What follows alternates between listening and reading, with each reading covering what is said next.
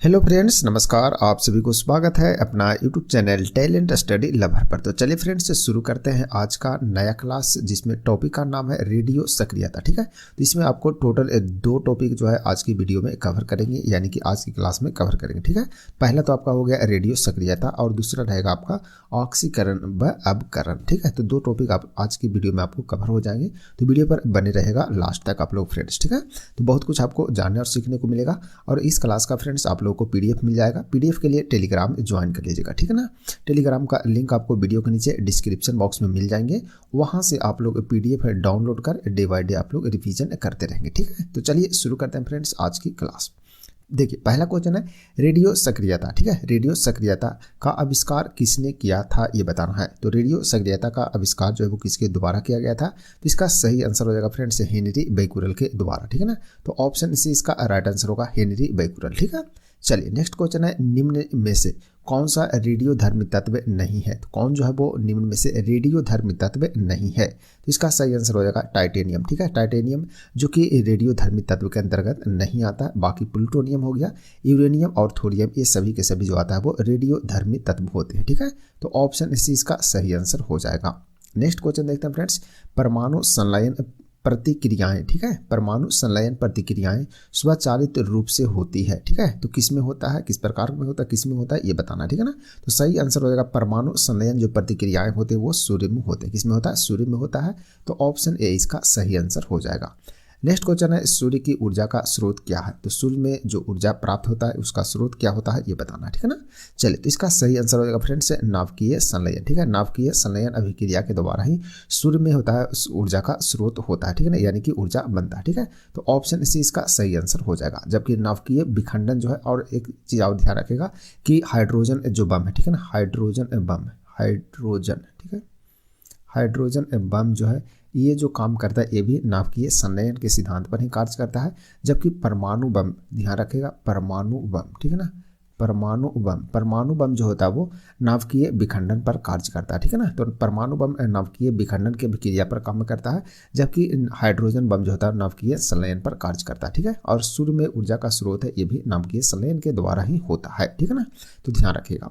Next question है dash, यानी कि क्या जो है वो सूर्य द्वारा उत्सर्जित एवं त्वचा के कैंसर हेतु उत्तरदायी विकिरण होते हैं। ठीक है, तो कौन सी किरण जो होते हैं वो सूर्य के द्वारा उत्सर्जित होते हैं और त्वचा कैंसर के लिए, ठीक है ना, त्वचा कैंसर के लिए क्या होता है, उत्तरदायी होता है। तो इसका सही आंसर क्या है, सही आंसर हो जाएगा अल्ट्रा वायलेट विकिरण। ठीक है, जिसे क्या बोलते हैं, यूवी भी बोलते हैं, शॉर्टकट में अल्ट्रा वायलेट विकिरण बोलते हैं। जो कि अल्ट्रा वायलेट विकिरण है जो कि क्या होता है, सूर्य से उत्सर्जित होता है। ठीक है ना, और यह त्वचा के लिए क्या होता है, त्वचा कैंसर के लिए उत्तरदायी होता है। ठीक है ना, तो ऑप्शन बी इसका सही आंसर हो जाएगा। इसी के यानी कि अल्ट्रा वायलेट जो किरण है, इसी से ओजोन परत जो है वो ओजोन लेयर जो है वो क्या करता है, रक्षा करता है। ठीक है, तो पृथ्वी पर बहुत ज़्यादा अल्ट्रा वायलेट किरण न पहुंच पाए, उसको रोकने का जो काम करता है वो कौन करता है, ओजोन परत करता है। ठीक है ना, तो इसे ध्यान में जरूर रखिएगा। ठीक है ना, चलिए बढ़ते आगे नेक्स्ट क्वेश्चन की ओर।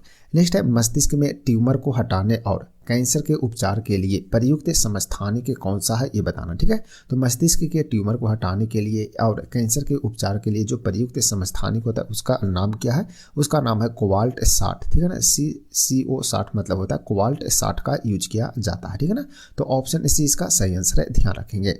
नेक्स्ट क्वेश्चन देखते हैं फ्रेंड्स, निम्न में से कौन सी, ठीक है ना, निम्न में से कौन सी ऊर्जा वाले न्यूट्रॉनों से बमबारी करके रेडियोधर्मी परमाणु के भारी नाभिक को छोटे नाभिकों में विभाजित करने की प्रक्रिया है, उसे क्या कहते हैं ये बताना है। तो उसे क्या बोलते हैं, उसे नाभिकीय विखंडन बोलते हैं। क्या बोलते हैं, उसे नाभिकीय विखंडन बोलते हैं। तो ऑप्शन बी इसका ऑप्शन सी इसका राइट आंसर हो जाएगा। ठीक है ना, तो इसे ध्यान रखिएगा। देखते हैं नेक्स्ट क्वेश्चन, उस विश्व प्रसिद्ध वैज्ञानिक का नाम बताना है जिसने सापेक्षता के सिद्धांत, ठीक है ना, यानी कि थ्योरी ऑफ रिलेटिविटी के लिए जाना जाता है। यानी कि सापेक्षता का सिद्धांत जो किसके द्वारा दिया गया था, बहुत बार क्वेश्चन पूछा गया, तो ध्यान रखिएगा अल्बर्ट आइंस्टाइन के द्वारा। ठीक है ना, तो ऑप्शन सी इसका सही आंसर है, अल्बर्ट आइंस्टाइन के द्वारा सापेक्षता का सिद्धांत दिया गया था। नेक्स्ट क्वेश्चन देखते हैं कि निम्न में से किस वैज्ञानिक का नाम, ठीक है ना, किस वैज्ञानिक का नाम भारत के नाभिकीय क्षेत्र में कोई योगदान नहीं है, ठीक है। तो इसका सही आंसर क्या हो जाएगा, इसका सही आंसर होगा CNR राव का, ठीक है, CNR राव, जिनका नाभिकीय क्षेत्र से कोई योगदान इसमें नहीं रहा है, ठीक है ना। तो ऑप्शन सी इसका सही आंसर हो जाएगा फ्रेंड्स। नेक्स्ट क्वेश्चन है, रेडियोधर्मी पदार्थ द्वारा उत्सर्जित होने वाले विकिरण की मात्रा को डैश नामक पारंपरिक इकाई में मापा जाता है, यानी कि किस इकाई में मापा जाता है ये बताना है। तो इसका सही आंसर क्या हो जाएगा ये बताना है, ठीक है ना। तो इसका सही आंसर हो जाएगा क्यूरी में मापा जाता है। किस में मापते हैं, क्यूरी में मापा जाता है। ऑप्शन बी इसका सही आंसर हो जाएगा, ठीक है ना। तो रेडियोधर्मी पदार्थ द्वारा जो उत्सर्जित होने वाले विकिरण होते हैं, ठीक है ना, जो विकिरण निकलता है उसकी मात्रा को क्यूरी में मापा जाता है। नेक्स्ट क्वेश्चन देखते हैं। नेक्स्ट है भारी जल, ठीक है ना। भारी जल यानी कि हैवी वाटर शब्द निम्न में से किससे संबंधित है ये बताना, ठीक है। यानी कि भारी जल जो है इसका यूज कहाँ पर होता है, किससे संबंधित है, इसके बारे में बताना है। तो इसका सही आंसर होगा नाभिकीय शक्ति उत्पादन संयंत्र में, ठीक है। यानी कि नाभिकीय शक्ति उत्पादन संयंत्र में इसका यूज किया जाता है, किसका, भारी जल का प्रयोग किया जाता है, ठीक है ना। और इसका जो संकेत होता है वो क्या होता है, D2O होता है, ठीक है ना, D2O होता है, इसे ध्यान रखेगा। और इसका परमाणु जो क्रमांक होता है वो कितना होता है, 20 होता है। तो इसे पॉइंट को भी ध्यान रखिएगा भारी जल का, ठीक है। चलिए, तो ये था भारी जल से संबंधित कुछ इंपॉर्टेंट पॉइंट, ध्यान रखेंगे आप लोग।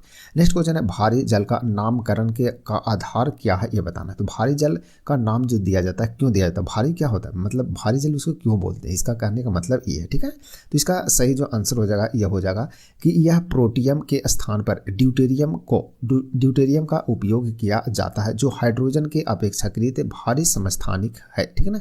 इसीलिए इसे भारी जल का यूज, मतलब उसे भारी जल उसे बोलते हैं, ठीक है ना। तो ऑप्शन बी इसका सही आंसर हो जाएगा। क्यों करते हैं, क्योंकि प्रोटियम के स्थान पर ड्यूटेरियम का उपयोग किया जाता है, ठीक है ना। और ड्यूटेरियम जो होता है वो क्या होता है, हाइड्रोजन में, ठीक है ना, हाइड्रोजन का जो अपेक्षाकृत भारी समस्थानिक है कौन, ड्यूटेरियम होता है, इसीलिए उसे भारी जल का यूज, भारी जल उसको बोलते हैं, ठीक है ना। तो इसे ध्यान में जरूर रखिएगा आप लोग। नेक्स्ट क्वेश्चन है फ्रेंड्स के, हेनरी बेकुरल ने निम्नलिखित में से किसकी खोज की थी ये बताना है। तो हेनरी बेकुरल के द्वारा किसका खोज किया गया था। तो इसका सही आंसर है रेडियोधर्मिता की खोज हेनरी बेकुरल के द्वारा किया गया। ऑप्शन बी इसका सही आंसर हो जाएगा। नेक्स्ट क्वेश्चन है, मेटास्टेटिक अस्थि कैंसर, ठीक है, मेटास्टेटिक अस्थि कैंसर के उपचार के लिए किस रेडियो आइसोटोप का उपयोग किया जाता है ये बताना है। तो इसका सही उत्तर क्या हो जाएगा, सही उत्तर हो जाएगा स्ट्रोंशियम 89 का प्रयोग करते हैं, ठीक है। तो ऑप्शन ए इसका राइट आंसर है, ध्यान रखिएगा इसको, ठीक है ना। चलिए नेक्स्ट क्वेश्चन देखते हैं, निम्नलिखित में से किसका प्रयोग नाभिकीय रिएक्टर में विखंडनीय ईंधन के रूप में किया जाता है। तो विखंडनीय ईंधन के रूप में किसका प्रयोग करते हैं ये बताना है। सही आंसर हो जाएगा आपका U235 का, ठीक है ना, U235 का यूज करते हैं। तो ऑप्शन बी इसका सही आंसर होगा।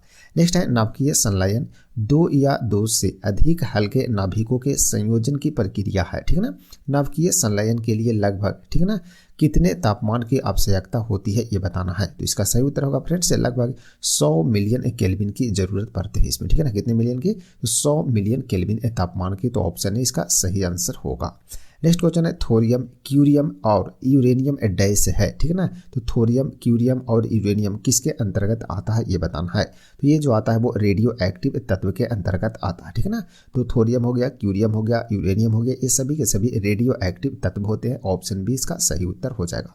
नेक्स्ट है, क्वथनांक जल रिएक्टर और दाब जल रिएक्टर डैश के प्रकार हैं, यानी कि किसके प्रकार है ये बताना, ठीक है ना। तो क्वथनांक जल रिएक्टर और दाब जल रिएक्टर किसके डैश के प्रकार है, यानी कि किसके प्रकार है ये बताना है। तो इसका सही आंसर होगा फ्रेंड्स आपका परमाणु रिएक्टर का प्रकार है। किसके प्रकार है, परमाणु रिएक्टर का। ऑप्शन सी इसका सही आंसर हो जाएगा।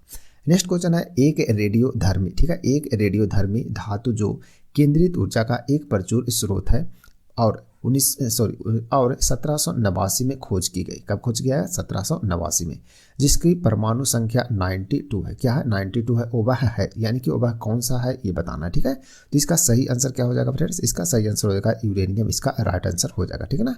तो एक रेडियोधर्मी धातु है जो केंद्रित ऊर्जा में क्या है, प्रचुर स्रोत है, ठीक है ना।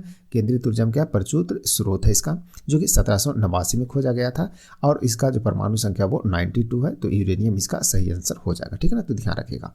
नेक्स्ट है, एक रेडियोधर्मी पदार्थ की अर्ध आयु 4 महीने है, ठीक है। उस पदार्थ का 3/4 भाग कितने समय में क्षय होगा ये बताना है। तो इसका सही आंसर होगा फ्रेंड्स 8 महीने। राइट आंसर ऑप्शन सी हो जाएगा, ठीक है ना।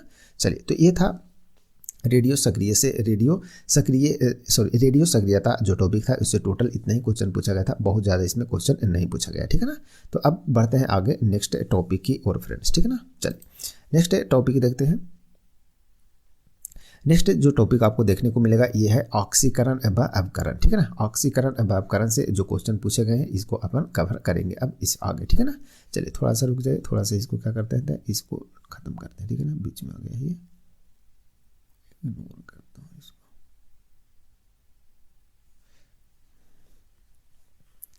चलिए देखते हैं फ्रेंड्स, अब आगे नेक्स्ट क्वेश्चन है। नेक्स्ट क्वेश्चन देखिए, निम्नलिखित, ठीक है ना, एक मिनट, निम्नलिखित एजेंटों में से कौन सा पेयजल की शुद्धिकरण यानी कि शोधन के लिए एक अच्छा है ये बताना, ठीक है ना। यानी कि निम्नलिखित एजेंटों में से कौन सा है जो पेयजल में यानी पीने वाला जो पानी होता है उसकी शुद्धिकरण के लिए एक अच्छा होता है ये बताना है, ठीक है ना। तो इसका सही आंसर होगा ऑक्सीडाइजिंग एजेंट, ठीक है ना। क्या होगा, ऑक्सीडाइजिंग एजेंट, इसका ऑप्शन डी इसका सही आंसर हो जाएगा, ठीक है ना। तो इसे ध्यान में जरूर रखिएगा आप लोग। चलिए बढ़ते आगे नेक्स्ट क्वेश्चन की ओर। नेक्स्ट है ऑक्सीकरण प्रतिक्रिया में, ठीक है। ऑक्सीकरण प्रतिक्रिया में निम्नलिखित में से क्या होता है ये बताना है। तो ऑक्सीकरण की जो प्रतिक्रिया होता है उसमें निम्न में से क्या होता है, तो इलेक्ट्रॉन की कमी होती है। क्या होता है, इलेक्ट्रॉन की कमी होती है, तो ऑप्शन बी इसका सही उत्तर होगा। नेक्स्ट है प्रेशर कुकर, सांस पैन, ठीक है ना, आदि जैसे एल्यूमिनियम की वस्तुओं को एनोडाइज, ठीक है, एनोडाइज यानी कि कलाई क्यों किया जाता है ये बताना, ठीक है ना। तो प्रेशर कुकर हो गया या सांस पैन हो गया आदि जिसमें एल्यूमिनियम की वस्तुओं को क्या होता है, कलाई किया जाता है या एनोडाइज किया जाता है, ठीक है ना। तो इसका कारण क्या है ये बताना है। क्या किया जाता है, क्यों किया जाता है, कि उन्हें जंग लगने से बचने के लिए उसे क्या करता है, उसी में कलाई कर देते हैं, ठीक है ना। यानी कि उसको क्या करते हैं, परत चढ़ा देते, कहने का मतलब हुआ, ठीक है ना। तो ऑप्शन एस सी इसका सही आंसर हो जाएगा, तो इसे भी ध्यान में जरूर रखिएगा, ठीक है ना। चलिए बढ़ते हैं आगे नेक्स्ट क्वेश्चन को। ये आपका समीकरण दिया है, उपरोक्त अभिक्रिया में डैश होगा, यानी कि क्या होगा, ये अभिक्रिया दिया हुआ है, ठीक है ना, समीकरण दिया हुआ है तो अभिक्रिया होगा, उसके बाद क्या होता है ये बताना, ठीक है ना। तो इसका सही आंसर होगा फ्रेंड्स आपका ऑप्शन नंबर बी हो जाएगा, ठीक है ना। तो इसे ध्यान रखेंगे। तो नेक्स्ट क्वेश्चन है, नेक्स्ट है ये आपका समीकरण दिया हुआ, यह समीकरण निम्न में से किसका एक उदाहरण है ये बताना, ठीक है ना। तो ये जो समीकरण है वो किसका उदाहरण है, तो इसका सही आंसर होगा रिडॉक्स का। किसका है, रिडॉक्स का उदाहरण है, तो ऑप्शन डी इसका राइट आंसर होगा। नेक्स्ट क्वेश्चन है फ्रेंड्स, जब कॉपर ऑक्साइड को हाइड्रोजन के साथ गर्म किया जाता है तो, ठीक है ना, तांबा धातु और जल का निर्माण होता है, ठीक है। इस क्रिया में हाइड्रोजन के साथ क्या होता है ये बताना है। तो इसका सही आंसर हो जाएगा ऑक्सीकरण होता है। क्या होता है, ऑक्सीकरण होता है, तो ऑप्शन डी सही आंसर हो जाएंगे इसके। नेक्स्ट है उष्मा क्षेपी अभिक्रिया, वह अभिक्रिया है अभिक्रिया होती है जिसमें होता है, जिसमें क्या होता है, यानी कि उष्मा क्षेपी अभिक्रिया में क्या होता है इसके बारे में बताना है। तो उसमें उष्मा जो है क्या होता है, निकलती है। तो उष्मा क्षेपी अभिक्रिया में क्या होता है, उष्मा निकलती है, ऑप्शन डी सही हो जाएगा। नेक्स्ट क्वेश्चन है कॉपर ऑक्साइड यानी कि CuO और कार्बन मोनोऑक्साइड, ठीक है ना, अभिक्रिया में अपचयन अभिकारक है। तो अपचयन जो अभिकारक है वो कौन है ये बताना है। तो इसका राइट आंसर हो जाएगा CO यानी कार्बन मोनोऑक्साइड, यानी ऑप्शन बी सही हो जाएगा फ्रेंड्स। नेक्स्ट क्वेश्चन है ऑक्सीकरण, ठीक है, ऑक्सीकरण अभिक्रिया जो गर्मी और प्रकाश पैदा करती है वह है, तो वह क्या है ये बताना है। तो इसका सही आंसर हो जाएगा दहन, ठीक है ना, वह दहन है। क्या है, वह दहन, तो ऑप्शन है इसका राइट आंसर हो जाएगा, ठीक है ना। नेक्स्ट है अभिक्रिया के संबंध में निम्नलिखित कथनों में से कौन सा गलत है ये बताना। ये आपका अभिक्रिया दिया हुआ है, तो इसमें कौन सा जो कथन है वो आपको 4 कथन दिया है, तो कौन सा गलत है ये बताना है। तो सही कथन, सॉरी गलत जो कथन है वो आपका 1 और 2 जो है वो क्या है, गलत है। कार्बन डाइऑक्साइड उपचयन हो रहा है, गलत है। लीड अपचयन हो जा रहा है, ये गलत है, ठीक है ना। तो ऑप्शन सी इसका सही आंसर हो जाएगा। नेक्स्ट क्वेश्चन देखते हैं, निम्नलिखित में से कौन सा एक विषम यौगिक है ये बताना है। तो कौन सा है जो विषम यौगिक है फ्रेंड्स, सही आंसर हो जाएगा एथिन, इसका राइट आंसर ऑप्शन बी हो जाएगा। नेक्स्ट है ब्लीचिंग पाउडर की प्रकृति क्या है ये बताना है, ठीक है। ब्लीचिंग पाउडर की जो प्रकृति है वो कैसी है या क्या है, तो ऑक्सीकारक अभिकर्मक होता है, ऑप्शन ए इसका सही उत्तर हो जाएगा। नेक्स्ट क्वेश्चन देखते हैं, किस रासायनिक अभिक्रिया में ऊष्मा उत्पन्न करने के लिए पदार्थ ऑक्सीजन के साथ प्रतिक्रिया करता है, ठीक है। तो किस रासायनिक अभिक्रिया में ऊष्मा उत्पन्न करने के लिए पदार्थ ऑक्सीजन के साथ प्रतिक्रिया करता है ये बताना है। तो सही आंसर हो जाएगा दहन के साथ करता है, ऑप्शन सी इसका सही उत्तर होगा। नेक्स्ट है चूने के पानी, ठीक है, चूने के पानी यानी कि सिलिकेट लाइम, ठीक है, सिलिकेट लाइम का रासायनिक सूत्र डैश है, ठीक है ना, यानी कि चूने के पानी का जो रासायनिक सूत्र होता है वो क्या है ये बताना है। तो ये होता है Ca का होल स्क्वायर होगा, ठीक है। तो ऑप्शन ए इसका राइट आंसर होगा, ध्यान में जरूर रखेंगे, ठीक है ना। चलिए नेक्स्ट क्वेश्चन की ओर बढ़ते हैं फ्रेंड्स। नेक्स्ट क्वेश्चन है सल्फाइड के अयस्क ठीक है को अतिरिक्त वायु की उपस्थिति में अत्यधिक गर्म करके ऑक्साइड में परिवर्तित किया जाता है। इस प्रक्रिया को क्या कहा जाता है ये बताना है। तो इस प्रक्रिया को क्या बोलते हैं इसके बारे में बताना है। तो सही आंसर हो जाएगा इसका, उसे भर्जन कहते हैं। क्या बोलते हैं? उसे भर्जन कहते हैं। तो ऑप्शन डी इसका सही उत्तर हो जाएगा। नेक्स्ट क्वेश्चन है चूने के पानी में कार्बन डाइऑक्साइड गैस प्रवाहित करने से डैश के निर्माण के कारण दुधिया हो जाता है। यानी कि किसका निर्माण होता है जिसके कारण यह दुधिया हो जाता है? तो CaCO3 का निर्माण होता है। ठीक है, तो ऑप्शन ए इसका सही उत्तर होगा। नेक्स्ट है ऑक्सीकरण क्या है ये बताना है फ्रेंड्स। तो ऑक्सीकरण क्या है? तो ऑक्सीकरण होता है जिसमें रासायनिक अभिक्रिया के दौरान पदार्थ का ऑक्सीजन एक ग्रहण करता है। ठीक है ना, पदार्थ का जो ऑक्सीजन होता है क्या होता है? ग्रहण हो जाता है, उसमें क्या होता है? उसी को ऑक्सीकरण कहते हैं। नेक्स्ट क्वेश्चन क्या है? नेक्स्ट क्वेश्चन है फ्रेंड्स निम्नलिखित में से कौन सा कथन जो है वो सही नहीं है ये बताना है। तो कौन सी कथन सही नहीं है? तो ऑक्सीकरण हाइड्रोजन का लाभ है जो कि गलत कथन है। तो ऑप्शन डी सही आंसर होगा। नेक्स्ट है सुरक्षित पेय जल का जैविक रासायनिक ऑक्सीजन मांग यानी कि BOD होना चाहिए। तो कितना होना चाहिए ये बताना है। तो सही आंसर है 0 होना चाहिए। ठीक है ना, तो ऑप्शन इसका सही आंसर हो जाएगा। नेक्स्ट क्वेश्चन है नेक्स्ट है जैव रासायनिक ऑक्सीजन मांग। ठीक है ना, BOD निम्नलिखित में से किसकी माप करता है ये बताना है। तो किसका माप होता है इसमें? तो ये होता है जैव पदार्थों के ऑक्सीकरण के दौरान ठीक है ना उपयोग की गई ऑक्सीजन की माप किया जाता है इसमें। ठीक है ना, तो ऑप्शन इसका सही आंसर है, ध्यान रखेंगे। नेक्स्ट है K2Cr2 ठीक है ना O7 में ठीक है ना Cr की ऑक्सीकरण संख्या होती है। तो ऑक्सीकरण जो संख्या है वो कितना होगा? तो +H6 होगा। तो ऑप्शन बी इसका राइट आंसर हो जाएगा। ठीक है ना, ये क्रिया आपका दिया हुआ है। ठीक है ना 2Na+H2 बराबर क्या होता है?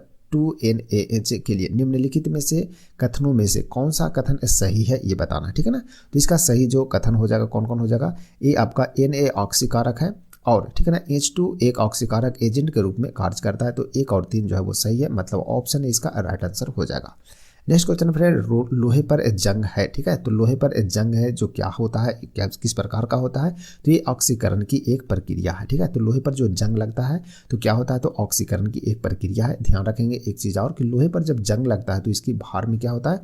वृद्धि होता है। इसकी भार में क्या होता है? वृद्धि होता है। ये भी ध्यान आपको रखना है। ठीक है ना, सॉरी लोहे में एक मिनट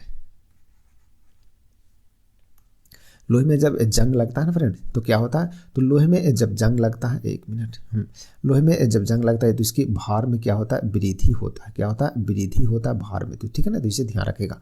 और लोहे पर जंग से बचाने के लिए इसमें क्या किया जाता है? तो इसमें जस्ते का या जिंक का ठीक है ना जस्ता या जिंक का क्या किया जाता है? परत को चढ़ाया जाता है। क्या करते हैं? परत चढ़ाते हैं। ठीक है ना, और इसी को बोलते हैं क्या? इसी जो प्रक्रिया होता है इसी को बोलते हैं गैल्वेनाइजेशन। ठीक है ना, क्या बोलते हैं? गैल्वेनाइजेशन बोलते हैं इसको। ठीक है ना, गैल्वेनाइजेशन। ठीक है, तो इस पॉइंट को भी आप ध्यान में जरूर रखेगा। गैल्वेनाइजेशन क्या है? तो गैल्वेनाइजेशन में जिंक या जस्ता का परत चढ़ाया जाता है लोहे पर ताकि जंग लगने से बचाया जा सके लोहे को। ठीक है ना, तो ऑप्शन सी इसका सही आंसर है, ध्यान रखेंगे।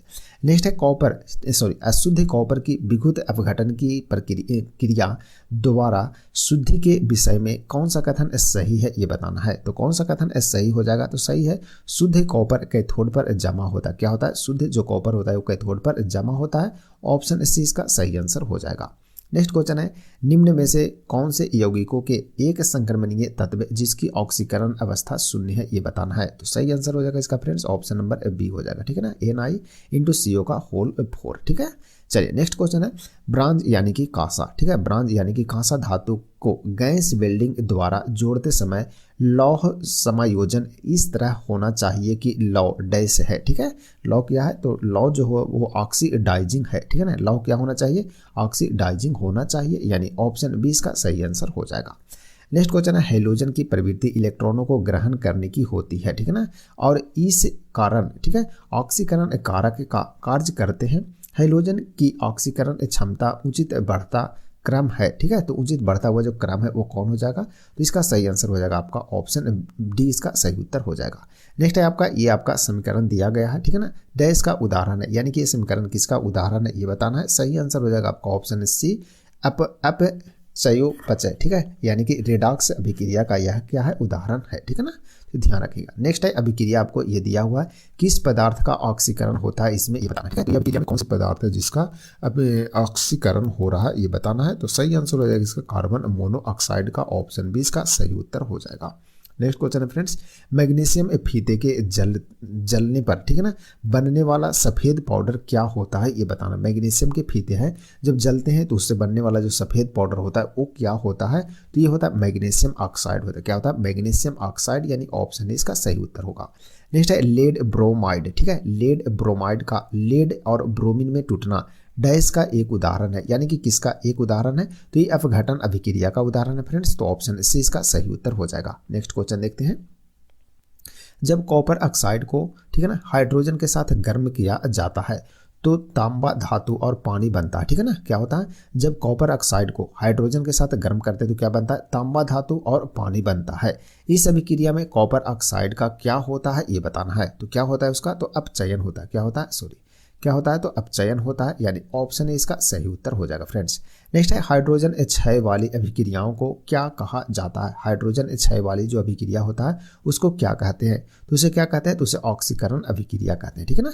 तो ऑप्शन ए सही हो जाएगा, ऑक्सीकरण अभिक्रिया। नेक्स्ट क्वेश्चन है, विटामिन सी को डैश भी कहा जाता है, यानी विटामिन सी को और क्या कहते हैं, और किस नाम से जानते हैं, तो इसको जानते हैं एस्कॉर्बिक एसिड के नाम से भी जानते हैं। ऑप्शन बी इसका सही उत्तर होगा। ये आपका समीकरण है, डैश का उदाहरण है, यानी कि ये समीकरण जो है वो किसका उदाहरण है, ये बताना है फ्रेंड्स। तो इसका सही आंसर हो जाएगा अपचयोपचय अभिक्रिया का उदाहरण है, ऑप्शन डी इसका सही उत्तर हो जाएगा। चलिए बढ़ते आगे नेक्स्ट क्वेश्चन की ओर। नेक्स्ट क्वेश्चन है फ्रेंड्स, निम्न में से किसे बिना बुझा चूना कहा जाता है, ठीक है ना। तो बिना बुझा चूना निम्न में से किसको कहते हैं, तो ये कहते हैं फ्रेंड्स आपको कैल्शियम ऑक्साइड को कहते हैं, ठीक है ना, कैल्शियम ऑक्साइड को, यानी ऑप्शन बी सही हो जाएगा। नेक्स्ट है अभिक्रिया के दौरान यदि किसी अभिकारक में ऑक्सीजन की वृद्धि होती है तो यह कहा जाता है कि डैश से गुजर रहा है, यानी कि किससे वह गुजर रहा है, तो ये उपचयन से यह गुजर रहा है। किससे गुजर रहा है, उपचयन से, यानी ऑप्शन डी इसका सही उत्तर हो जाएगा, ठीक है ना, ध्यान रखिएगा। नेक्स्ट है जब किसी पदार्थ का संयोजन O2 से होता है, ठीक है ना, यानी कि ऑक्सीजन से होता है तो वह डैश होता है, यानी कि क्या होता है फिर, तो क्या होता है, तो ये होता है उपचयित होता है। क्या होता है, उपचयित होता है, तो ऑप्शन इसका सही उत्तर हो जाएगा। नेक्स्ट है उच्च पोषी स्तरों में, ठीक है ना, रसायनों के संचयन की प्रक्रिया को क्या कहा जाता है, ये बताना है, ठीक है ना। तो उच्च पोषी स्तरों में रसायनों के संचयन की प्रक्रिया को क्या कहा जाता है फ्रेंड्स, तो इसको कहते हैं जैविक आवर्धन कहते हैं। क्या बोलते हैं, जैविक आवर्धन बोलते हैं, ऑप्शन डी इसका सही उत्तर हो जाएगा। नेक्स्ट क्वेश्चन है, ऑक्सीकरण अभिक्रिया के बारे में निम्न में से कौन सा कथन सही है, ये बताइए। तो कौन सा कथन जो है वो सही हो जाएगा ऑक्सीकरण की अभिक्रिया के बारे में, तो इसका सही आंसर है ऑक्सीकरण ऑक्सीजन ग्रहण करने या हाइड्रोजन का त्याग करने की प्रक्रिया, ठीक है ना। यानी कि ऑक्सीकरण में क्या होता है, तो ऑक्सीकरण में ऑक्सीजन को ग्रहण करते हैं या फिर हाइड्रोजन का त्याग किया जाता है इसमें, ठीक है ना। तो ऑप्शन डी इसका सही आंसर हो जाएगा। नेक्स्ट क्वेश्चन है, अवक्षेपण अभिक्रिया के लिए सही विकल्प का चयन करना है। अवक्षेपण अभिक्रिया के बारे में कौन सा विकल्प जो है वो सही है, तो दो स्वच्छ विलयनों को मिलाने पर ठोस द्रव्यमान अलग होते हैं, ठीक है, क्या होता है, अलग हो जाता है, उसी को क्या बोलते हैं, अवक्षेपण अभिक्रिया बोलते हैं फ्रेंड्स। तो ऑप्शन इसका सही उत्तर होगा। नेक्स्ट है, किसी रासायनिक प्रक्रिया के दौरान एक पदार्थ में हाइड्रोजन की वृद्धि क्या कहलाती है, तो क्या कहलाती है, तो इसका सही आंसर हो जाएगा आपका अपचयन कहलाता है। तो ऑप्शन इसी इसका सही आंसर हो जाएगा, अपचयन कहलाता है, ठीक है ना। चलिए नेक्स्ट क्वेश्चन है, उस अभिक्रिया का नाम बताएं जिसमें दो अभिकारक अपने आयनों का, ठीक है ना, अपने आयनों का आदान प्रदान करके दो नए यौगिक बनाते हैं, ठीक है ना। तो इसका सही आंसर हो जाएगा आपका द्विविस्थापन अभिक्रिया उसे कहते हैं, ठीक है ना। क्या बोलते हैं, द्विविस्थापन अभिक्रिया, ऑप्शन सी सही हो जाएगा। नेक्स्ट है, वायु की उपस्थिति में मैग्नीशियम को जलाने पर मैग्नीशियम ऑक्साइड बनता है, ठीक है ना। वायु की उपस्थिति में जब मैग्नीशियम को जलाते हैं तो क्या बनता है, मैग्नीशियम ऑक्साइड बनेगा। इनमें शामिल अभिक्रिया के प्रकार का चयन करना है, ठीक है। तो कौन सी जो अभिक्रिया वो शामिल होता है उसको चयन करना है, तो इसका सही आंसर हो जाएगा ऑक्सीकरण अभिक्रिया, इसका सही आंसर हो जाएगा फ्रेंड्स। तो ऑप्शन इसका राइट आंसर हो जाएगा। नेक्स्ट है, अपचयन के संबंध में इनमें से कौन सा कथन गलत है, ये बताना है। तो अपचयन के संबंध में कौन सा कथन गलत है, तो इलेक्ट्रॉन का त्याग करना जो कि गलत कथन है, तो ऑप्शन सी सही हो जाएगा, ठीक है ना। तो इलेक्ट्रॉन त्याग नहीं होता, इलेक्ट्रॉन क्या होता है, ग्रहण किया जाता है इसमें। नेक्स्ट है, जिंक से जिंक आयन का निर्माण किसके कारण होता है, ये बताना, ठीक है। तो जिंक से जिंक का जो निर्माण होता है वो किसके कारण होता है, तो सही आंसर है ऑक्सीकरण के कारण होता है, ठीक है ना। ऑक्सीकरण के कारण, ऑप्शन डी इसका सही उत्तर हो जाएगा, ठीक है ना। तो इसे ध्यान में जरूर रखिएगा। चलिए बढ़ते आगे नेक्स्ट क्वेश्चन की ओर फ्रेंड्स। नेक्स्ट है, दी गई हुई अभिक्रिया किस पदार्थ का ऑक्सीकरण होता है। ठीक है, ये पदार्थ आपको 2Cu + O2 से क्या बनता है, 2CuO बन रहा है। तो इसमें कौन सी किस पदार्थ का ऑक्सीकरण हो रहा है ये बताना है। ठीक है ना, तो इसका सही आंसर क्या होगा, सही आंसर हो जाएगा इसका कॉपर यानी कि तांबा और ऑक्सीजन का। ठीक है ना, तो ऑप्शन ए इसका राइट आंसर हो जाएगा। नेक्स्ट क्वेश्चन देखते हैं, किसी रासायनिक अभिक्रिया में जब कोई पदार्थ हाइड्रोजन ग्रहण करता है तो इस प्रक्रिया को डैश कहा जाता है। ठीक है ना, तो हाइड्रोजन ग्रहण करेगा तो इसको क्या कहते हैं ये बताना। ठीक है ना, तो इसका सही आंसर है उसे अपचयन कहते हैं। क्या बोलते हैं, अपचयन कहते हैं। ठीक है ना, तो ऑप्शन बी इसका राइट आंसर हो जाएगा फ्रेंड्स। ठीक है ना, तो ध्यान रखिएगा। नेक्स्ट क्वेश्चन देखते हैं, अवक्षेपण अभिक्रियाएं। ठीक है, अवक्षेपण अभिक्रियाएं एक विशिष्ट श्रेणी की डैश है यानी कि क्या है ये बताना है। तो इसका सही आंसर हो जाएगा आपका द्विविस्थापन अभिक्रियाएं। ठीक है ना, द्विविस्थापन अभिक्रियाएं है यह, तो ऑप्शन सी इसका राइट आंसर हो जाएगा। नेक्स्ट क्वेश्चन है, रेडॉक्स अभिक्रिया वह अभिक्रिया है जिसमें होता है, जिसमें क्या होता है, यानी कि रेडॉक्स अभिक्रिया में क्या होता है फ्रेंड्स, तो इसमें होता है ऑक्सीकरण और अपचयन एक साथ होता है। क्या होता है, रेडॉक्स अभिक्रिया में ऑक्सीकरण और अपचयन दोनों क्या होता है, एक साथ होता है। तो ऑप्शन ए इसका राइट आंसर है, ध्यान रखेंगे। ठीक है ना, चलिए बढ़ते हैं आगे नेक्स्ट क्वेश्चन की ओर। नेक्स्ट है, चिप्स के ऑक्सीकरण को रोकने हेतु, ठीक है ना, यानी रोकने के लिए जो प्रयोग गैस किया जाता है वो डैश है, यानी कि कौन सी गैस का प्रयोग किया जाता है। तो इसका सही आंसर है फ्रेंड्स आपका नाइट्रोजन गैस का। ठीक है ना, किसका प्रयोग होता है, नाइट्रोजन गैस का प्रयोग किया जाता है। किसमें, चिप्स का जो पैकेट रहता है ना, अपन चिप्स खाते हैं मार्केट में, तो उसमें उसके चिप्स के जो ऑक्सीकरण है उसको रोकने के लिए नाइट्रोजन गैस का प्रयोग किया जाता है। नेक्स्ट है आपका, दी हुई अभिक्रिया किस पदार्थ का अपचयन होता है ये बताना है। ठीक है ना, ये आपको दिया हुआ है अभिक्रिया, इसमें कौन सी जो पदार्थ है उसका अपचयन हो रहा है ये बताना है। ठीक है ना, तो इसका सही आंसर क्या होगा फ्रेंड्स, सही आंसर हो जाएगा आपका फेरिक ऑक्साइड का। ठीक है ना, फेरिक ऑक्साइड का क्या हो रहा है, तो अपचयन हो रहा है, तो ऑप्शन बी इसका सही उत्तर हो जाएगा। ठीक है ना, तो इस टॉपिक से टोटल इतना ही क्वेश्चन पूछे गए थे फ्रेंड्स। आपका ये टॉपिक भी समाप्त हो गया, ऑक्सीकरण व अपकरण दोनों के दोनों टॉपिक आपका कंप्लीट हो गया। ठीक है ना, तो बताइएगा फ्रेंड्स वीडियो कैसा लगा, आज की क्लास यहीं तक रहेगा। ठीक है ना, चलिए तो आगे बता देते हैं कि इस क्लास में आपको टोटल लगभग अब केमिस्ट्री भी समाप्त होने की कगार पर है, यानी कि लगभग खत्म हो गया, एक दो टॉपिक ही बचे होंगे। तो केमिस्ट्री आपका खत्म हो गया, फिजिक्स भी लगभग खत्म हो चुका है, कुछ टॉपिक बचे हैं तो उसे भी अपन कवर कर देंगे। तो फिजिक्स में भी एक दो टॉपिक बचा हुआ होगा, बायोलॉजी आपका समाप्त हो चुका है। अब कंप्यूटर वाला जो सेक्शन है वो बच चुका है, कंप्यूटर वाली सेक्शन और टेक्नोलॉजी वाली जो सेक्शन है वो बचा हुआ है। ठीक है, तो उसे भी धीरे धीरे अपन कवर करेंगे। और इसके बाद, ठीक है ना, इसके बाद जब ये बुक खत्म हो जाएगा इसके बाद क्या शुरू करना, तो आप लोग एक बार कमेंट भी जरूर कीजिएगा। ठीक है ना, क्या आप लोग पढ़ना चाहते हैं तो कमेंट एक बार कीजिएगा तो अच्छा रहेगा। और नहीं तो मुझे, यदि मेरे हिसाब से बोलेंगे तो मुझे ऐसा लगता है कि जो जीके और जीएस की जो मतलब क्वेश्चन बचा हुआ है उसे डिटेल में सोल्यूशन करने की कोशिश करेंगे। ठीक है, तो आप लोग को यदि पसंद आए तो बताइएगा। उसका एक जो वीडियो है वो कल भी अपलोड किए थे तो आप लोग देखे भी नहीं है ज़्यादा, तो बताइएगा, आप लोग एक बार जरूर देखिएगा। और उसमें कुछ सजेशन देना हो तो आप लोग कमेंट जरूर कर दिएगा फ्रेंड्स। ठीक है ना, तो उसके हिसाब से आगे भी अपन कवर करते हुए चलेंगे। ठीक है ना, चलिए तो आज की क्लास फ्रेंड्स यहीं समाप्त करते हैं, मिलते हैं कल फिर नए क्लास में नए टॉपिक के साथ में। तब तक के लिए आप सभी को धन्यवाद।